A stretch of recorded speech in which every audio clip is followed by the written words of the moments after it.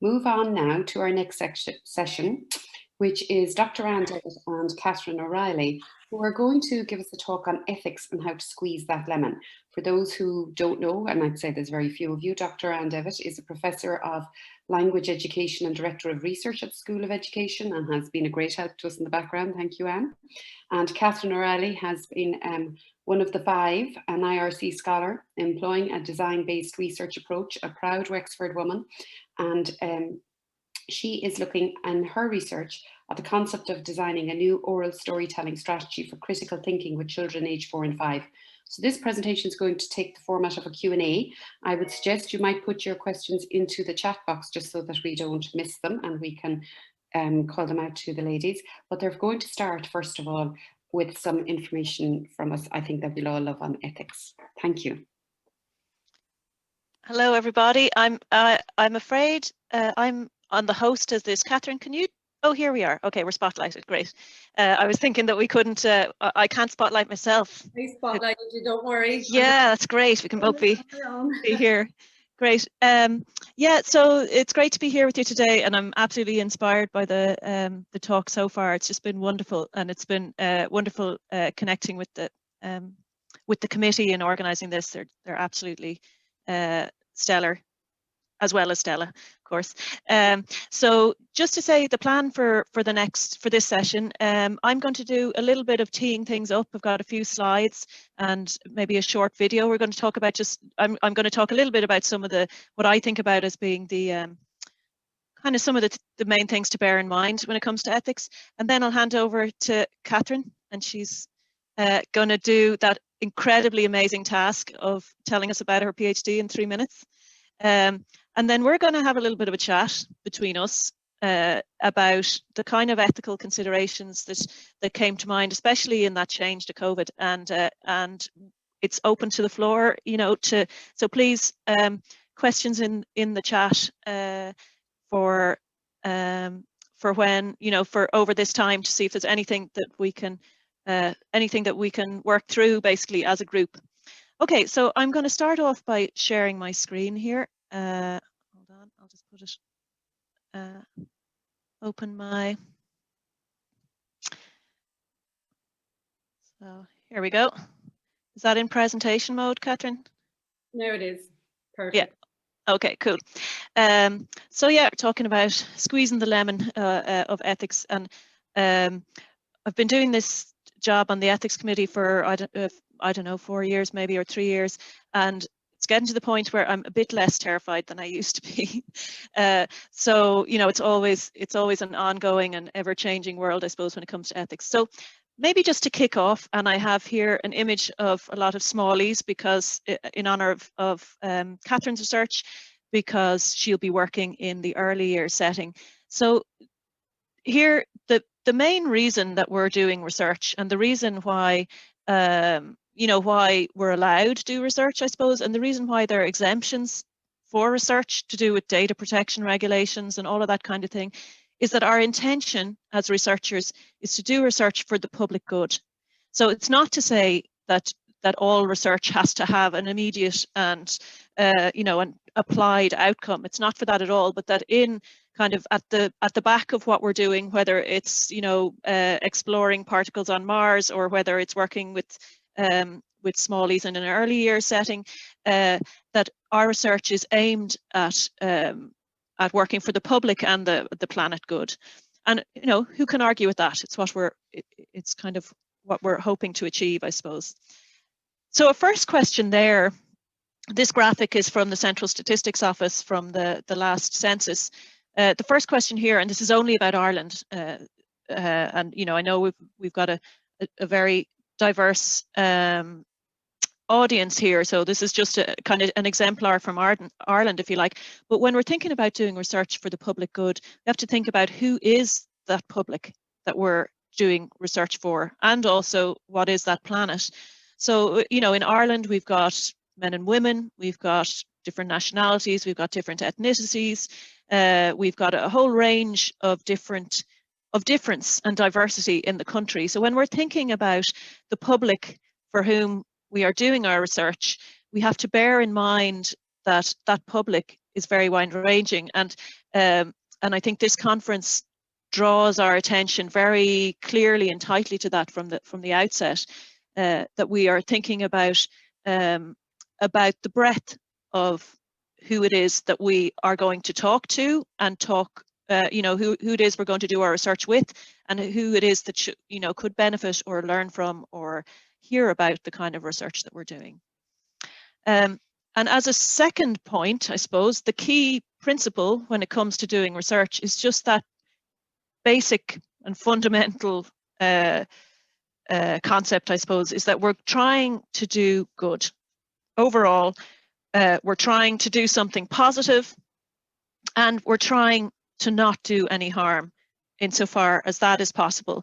And always with that caveat for research, that we are aiming to do this research for the public good. And so, in those very rare circumstances, for example, where you might be looking to deceive your participants in some way, so you might think of it as some form of harm, that you balance the risk of any kind of harm with that effort and direction in doing good. And so it's always, in some ways, ethics is all about risk assessment and risk mitigation. So it's about thinking about who might be negatively impacted and how might that happen, and how can I minimize that in the kind of research that we're doing. And then we have that kind of ethics broad dimension, that responsibility that comes in some ways under, let's say an ethics application or whatever. It's kind of tangential to, but very connected with that idea of doing ethical research for the public and the planet good. So we have that aspect of ethics, but connected to that, we have, all kinds of legislation. We have the data protection legislation that we have to abide by, which is intended to, to protect our participants and protect individuals.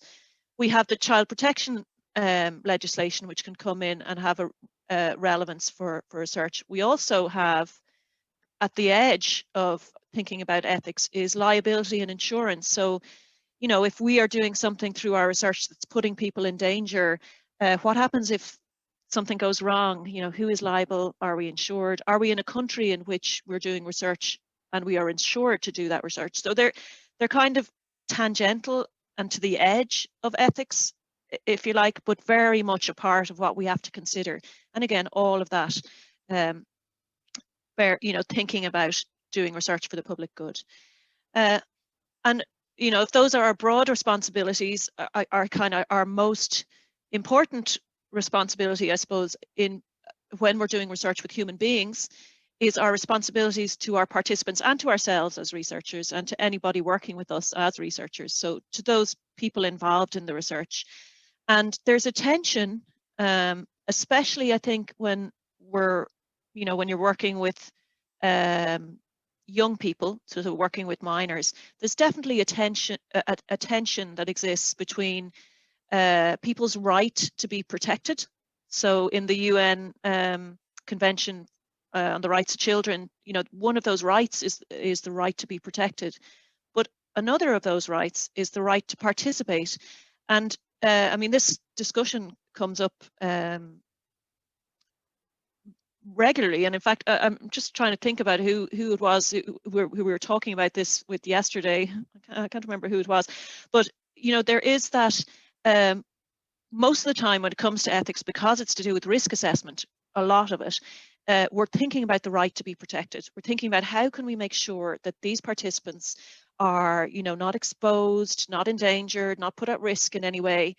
And sometimes that can kind of blind us to the other right, which is, I want people to participate. I want people to in fact, I think it was Noreen Hayes that we were talking with about this, because she was emphasizing the idea about, or that it's not about giving people voice, it's actually about giving people your ear.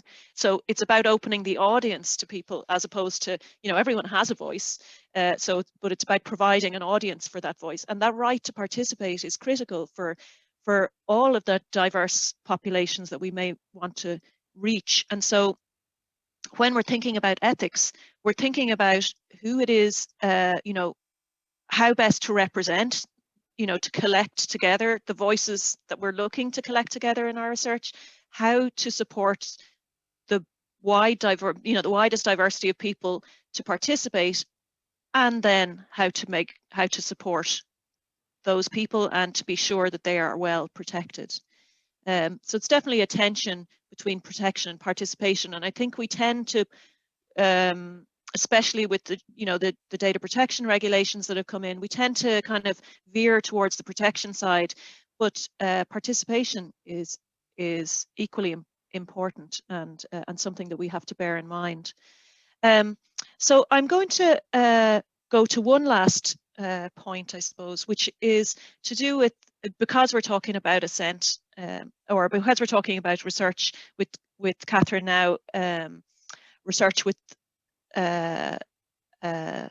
small people, I'm going to share a little video with you, and it's partly because I just want to share this beautiful video of my daughter from when she was about 2, but also it's just to consider this idea of assent. So in Ireland, anyone under the age of 18 has to provide, you know, they need parental consent in order to be involved in research.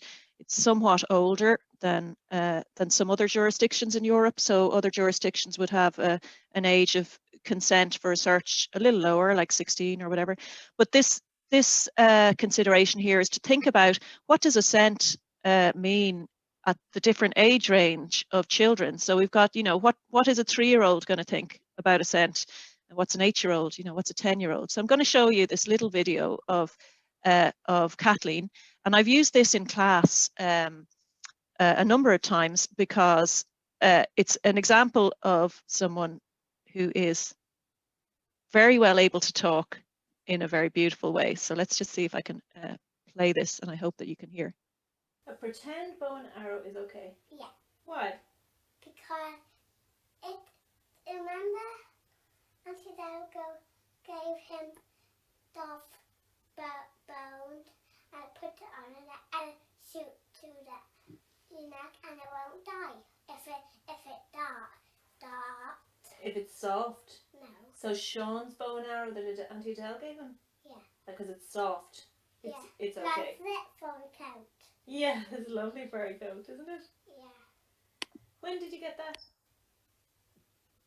When I was little.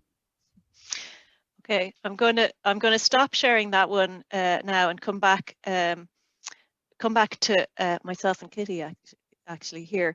So the point I wanted to make, drawing on that picture of, so that's Kathleen when she was 2, and I said, Kathleen, do you mind if I use this with my students, because you've beautiful examples of learning of talking there, and she has that lovely thing where she can't pronounce her S's and they're toft, and there's lots of lovely examples in there. And so when she was 2, she was kind of, you know, I'm going to show it to my students and they're going to learn from it. She's like, yeah. When she was 5, and she started in school, and they've been doing, you know, they do a lot of work through school to do with assent. Like, they are actually, those kids out there are a lot more familiar, or a lot more able to discuss and make their decisions than we might think possible. So, you know, when she was 5, I could have given her a little smiley face diagram and saying, you know, are you okay with me showing this to your students, and are you, to my students, and so on. And then when she's 13, again, I might ask her again, and she'll go, oh, Mom, oh my God, no, that's just so embarrassing. At the moment, she's still happy for me to show this. I asked her earlier on. But so, just to, I suppose, to make the point that that idea of consent and assent, it's changeable, and is there any, you know, is that something that we should consider, you know, the fact that she will grow older and she'll change her mind, but also that it's specific to the age and the context that you're working with. So on that note of and having looked at a few little ones, I'm gonna hand over to Catherine to tell us about the research that she's going to be conducting. Yeah. And thanks, I loved the video of your daughter, it was very good. So I'm going to give you a quick 3-minute overview of what I'm doing, why I'm doing it, how I'm going to do it, and some ethical issues. First of all, Anne just outlined the practical stuff, the stuff we learned. So mine is going to be a case study because it's actually already been approved.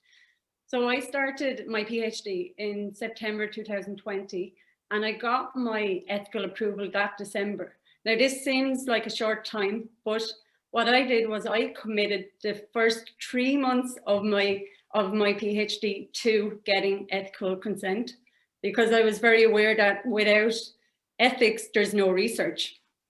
And the title of my research, which is a working title, is Thinking and Talking in the Preschool Classroom, Exploring How We Can Develop Critical Thinking Using Oral Storytelling. Now that could actually mean anything, because what's critical thinking?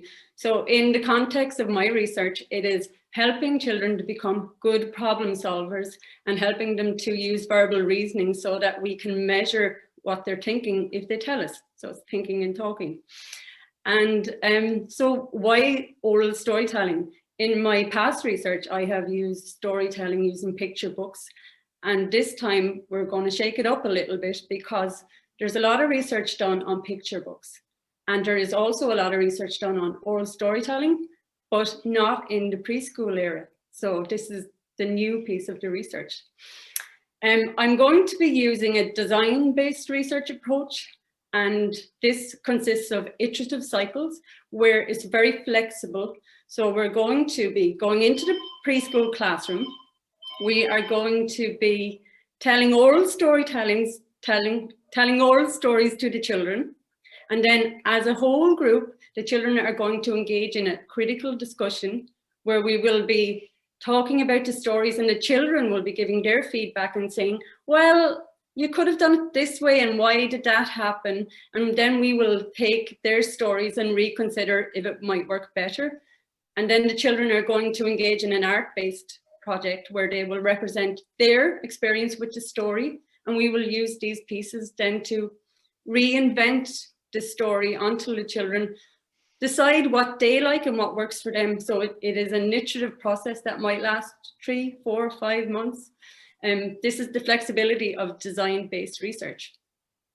Also, the design-based research allows the classroom teacher to conduct the research, which is actually fabulous in the pandemic, because what it means is if I actually don't get access to the preschool classroom because of COVID, and it looks like it's easing, but who knows what will happen in 6 months' time, that the preschool teachers can conduct some of the research. It's a collaborative participatory research, which is working really well at the moment. And the educators have all come on board, and they're just enjoying the idea that the traditional oral storytelling is bringing a little bit of the communication and the connection back into these current times when everything is online. So it's working really well.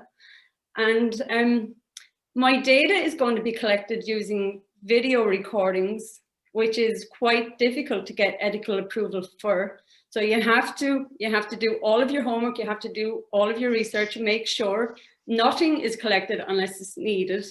You have all of your forms, everyone has assent, and the parents have all given permission. So yeah, audio, video recordings, and so the design-based research part of it has worked in my favor.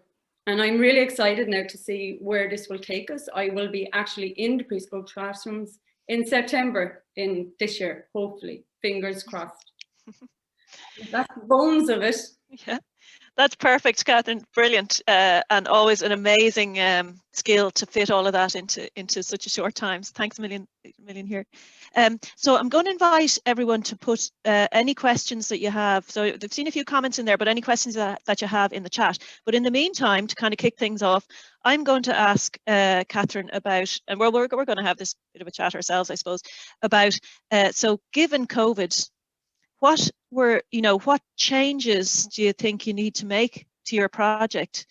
If we're in the same scenario this September that we were last September, for example, what might you change? And let's see what the kind of implications ethics-wise are for that. So ethically, because we're doing the design-based research, it's not as ethically impactful.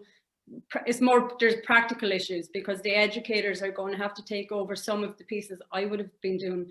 But because I was so strategic in my ethical collection of what I needed, the parents have all given consent for the children to create the data in the classroom. So if I'm not allowed into the classroom and the educators can collect it for me, that might be okay. However, ethically, if we're not allowed into the classrooms at all, if the children don't even get into the classrooms, then we will have to be brought online to an online platform, which will be quite challenging to measure and collect what children are thinking if they're on the other side of a screen. But I think the key thing for any PhD students who are actually in the middle of putting their ethics application together is cross all of the boxes, try and think of what might come up, have a look at your methodology and see if your methodology will limit what you can do if we have another pandemic. Because I was going to do action research, and if I had done action research, I would have had a bigger problem because I would have had to be physically in the classroom. Whereas now the teachers can collect it for me. Ethically, that can be a problem as well, of course, because as a researcher who is on her PhD journey and learning how to be a good researcher, it would be unfair to think that a preschool teacher who doesn't have the research training would collect the same data in the same way. So there would be ethical implications which would have to be written into the PhD. Yeah, so maybe we talk about that issue of you're not able to go into the classroom as researcher, and you need to get these audio recordings and video recordings of people in there. And I suppose when we were talking this out the last time, kind of thinking in some ways what you put in your ethics kind of covers you for that, because you don't specify who is doing the recording. So whether you're there or not, it could definitely affect the research without a doubt.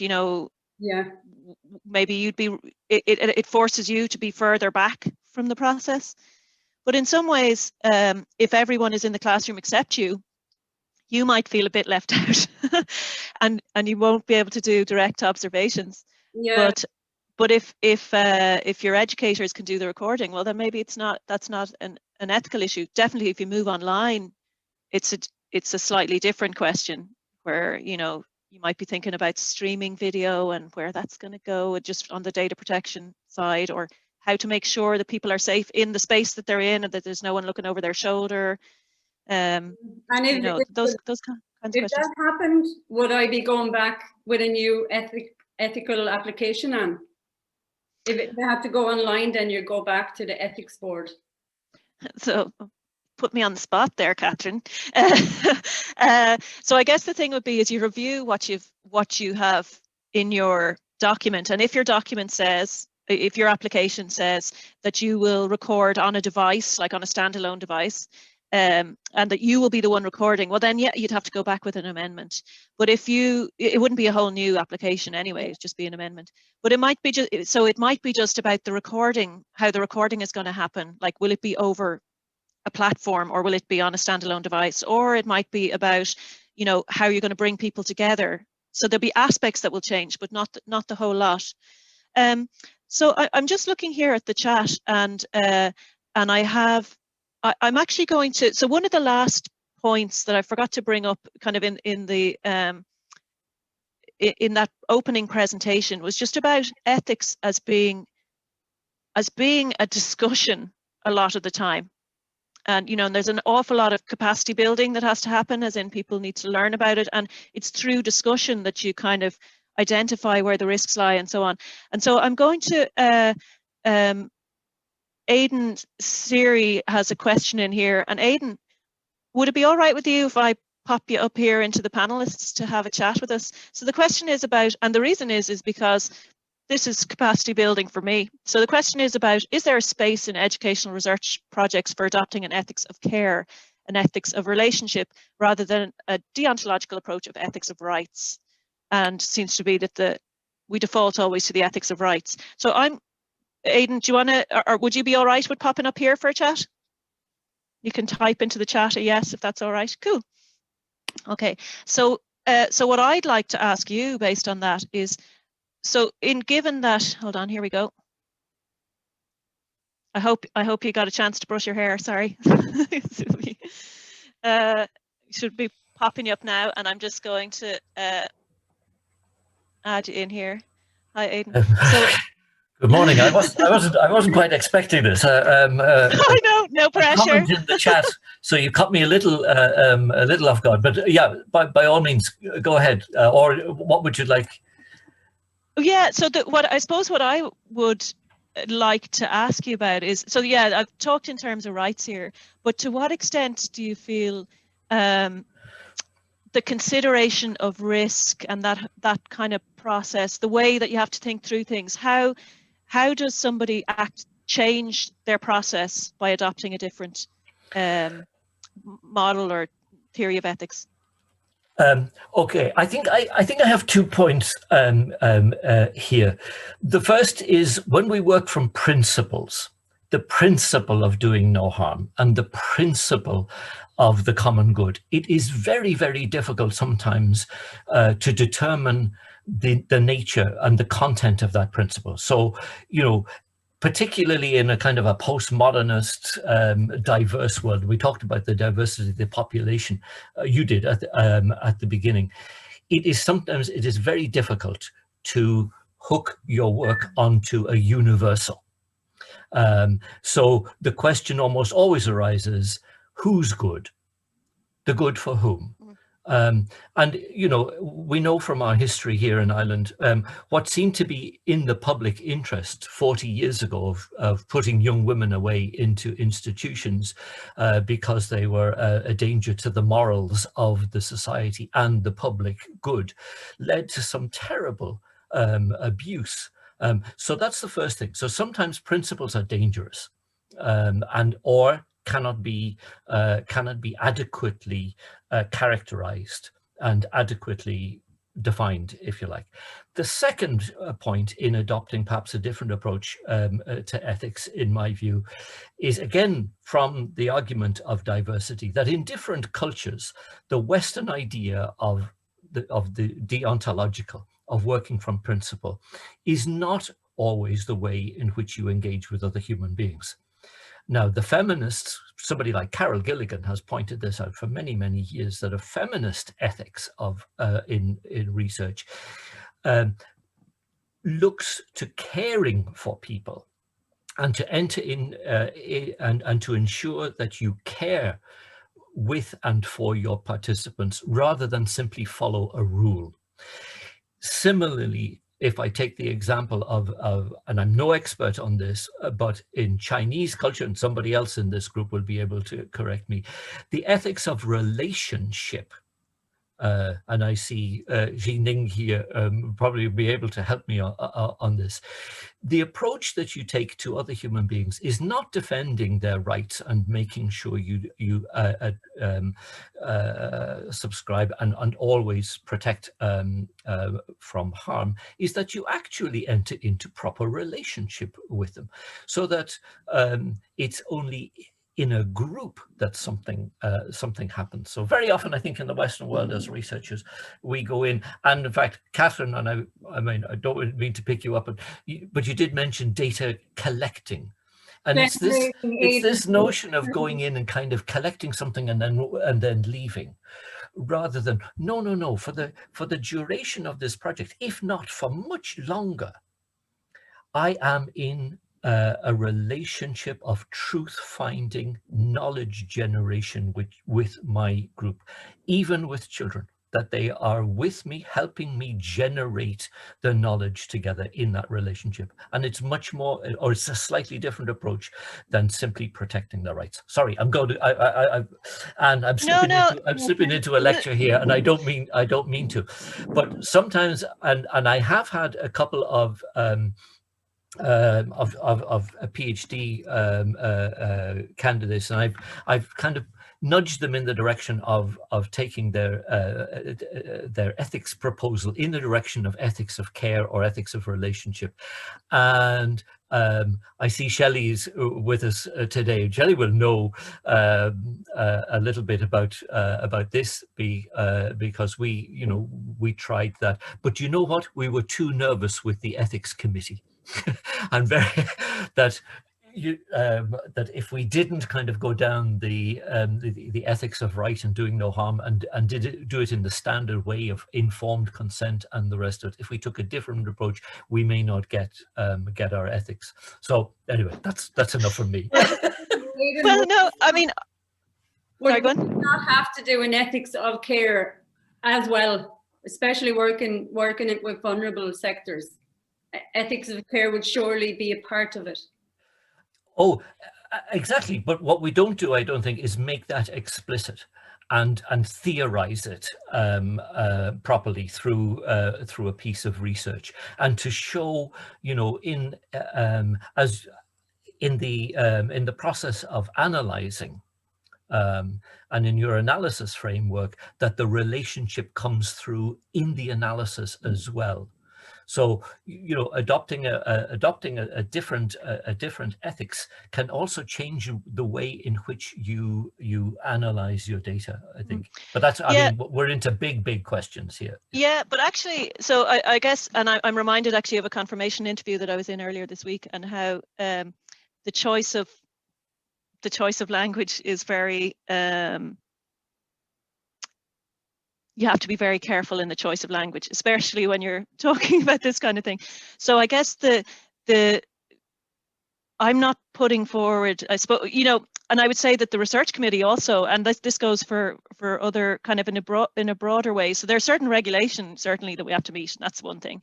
But the other side around an ethics of care is an expectation, I would find, within the School of Education, typically. In terms of how the committee tends to operate. So what I'm saying about language is that I was not careful in my choice of language. I mean, the word public good is from regulation, if you like, about a certain kind of gap in, or it's an allowance for research because it's in the public good. But I agree, like, it's not, who is it for and all the rest. But that's and I suppose that's the last point I wanted to bring up, is that the ethics part is always the discussion, and sometimes that discussion is through the ethics document, as in, that's the extent of the discussion with an ethics committee, if you like. It's that time extended discussion in terms of someone putting it for their ideas, this committee then working with those ideas and that going back. But I certainly wouldn't. That's a pity, actually, that Shelley felt that it was too regulated. Oh no, I'm not. I don't want to highlight anything with Shelley's. Oh no, but yeah, no. I remember the conversation, particularly with Shelley, around what kind of ethical stance we would take, and I've done it with many others. I mean, I've somebody working on former prisoners and their experiences with education, both in prison and afterwards. And we had to be very, I mean, they're an ethics of care rather than simply following the rules. Just one last thing on that point. I would love to see the ethics appear again in people's discussions and conclusions and analysis. I think very often in thesis that I read, it's kind of done in a paragraph in the methodology chapter, and it's never it's never taken up again. I rarely see anything later on where the question, the ethical questions and the care or the relationship or whatever is discussed from an ethical point of view. It seems to be, okay, I've done that, done and dusted, finished my methodology chapter. Let me move on. I just pick up one tiny point, if I may. I can't remember who it was who pointed out pedagogy of care. What about the pedagogy of care is fine. Medical care is very different, and this is why once again we've got to be very careful how we define. So when I talk about an ethics of care, I am talking about the Carol Gilligan and that whole stream of feminist thinkers. And Vivian, you're right. Yeah, I think so. You know, particularly relevant to disabled researchers researching with disabled participants. Exactly. I would love to see much more talk about different ways of approaching the ethics. But thank you very much. No, Thanks very so much, definitely. Anne, for letting me in here. But let me. No, it's great, and it was wonderful to have that discussion. I know we're over time, so we're going to. I'm one of the committee members, and we're going to kick people out if they go over time. Yes, exactly. So thanks, Aidan. Going to say, actually, I think this has been a really enlightening conversation, and we can see that by the chat. And I think certainly while any of us who were in the disability inclusionary, which I know from the posters an awful lot of people are, you know, really have to rethink ethics, and then in light of the pandemic to rethink it again. And Kitty highlighted that in terms of not only do you think it in terms of the now, but you're nearly also trying to think on your feet in terms of but what if, because you're so right, Aidan, in terms of, you know, it's so impactful. It's not just a little section anymore or a box ticked. It's how we are as researchers, how we're thinking as researchers, what we're doing as researchers. And the online world is certainly forcing maybe a lot of that thought, shining lights in dark corners as it is doing with everything else. Now, I don't want to hijack this session because it's really Anne and Kitty's moment. And I think that it's been so wonderful. We've gone over our moment. We've done a whole morning on your moment is what I'm seeing. I think there's room here, like there is with so many other things. I think there's room here for broader discussion. And that's what seems to be coming up. People loving the idea of revisiting aspects of ethics and practice discussions. I think in the next session, actually, Conor, Noreen and myself will be picking up, you know, a little bit more on this topic. Ethics and the ocean, says Karen Cassidy. Wow, nationalism, politics, legalities, romanticism, care, loyalty, context, foresight. So I think we have just kicked off an awful lot of thinking, which is what today is about, and that's wonderful. Yeah, and I suppose just one thing about that, you know, the idea of care and so on, like that, the formal process of consent, you know, that feels like a really, you know, it's very that's our requirement, that, or, you know, that there's this formal process of consent, but it's in there that you demonstrate, you know, how it is that you go about asking people to get involved, and how you draw them in, and how you engage them, how you make things, you know, how you adapt, even just the form. Like, my God, the work we went through to try, you know, in fact, they still haven't done it, but like to get forms that were in any way accessible from kind of a data protection point of view to get, you know, there's definitely questions there. Also, what I might do is, sorry, Kitty. No, it's okay. Referring to what Aidan said, I think it is very important. A couple of people asked me, once you get your ethical approval, can you forget about ethics again? And of course you can't. You have to always be forefront, and it's like, no matter what research you're doing, like, do no harm is only words if you don't bring it with you in how you act. And it's all about your actions. And it does have to, and like, I would like flow that through all of the chapters, because it's part of what Andrew was talking about, being reflective as well, and using it, and always being aware and conscious of it, rather than just, oh, well, that's that box ticked. I think that's very important, not to think that the box is ticked because you have your approval. And just, you know, even to, as I move this on and close the session, I'd like to draw everyone's attention to the fact that as a group, we actually put up a slide as to our values for this conference when we knew it was going to be online. Because we were very aware that bringing it onto a virtual platform, it mightn't so much have been an ethical approach, but we were very much bringing that ethical approach with us, even in terms of how we were trying to set up this conversation here, considering we're in all corners of Ireland and the world having this conversation. So is that okay? Can I move on and give everybody, thank you so very much. I think that there's probably a whole other conference in this. There's certainly been an awful lot of interest going on. I'm delighted to announce I'm also being told we're trending online. So can I just say thanks so much to Aidan. That was dragging you up. On a Saturday morning, you're very good. Thank you for joining us. Yeah, Thank I'm you very delighted. much. Thanks so much for the invitation. Yeah. Thank lovely. you. All Thank the you. best. And thank All you the very best. much, Anne. And thank you very Bye. much as well, Kitty.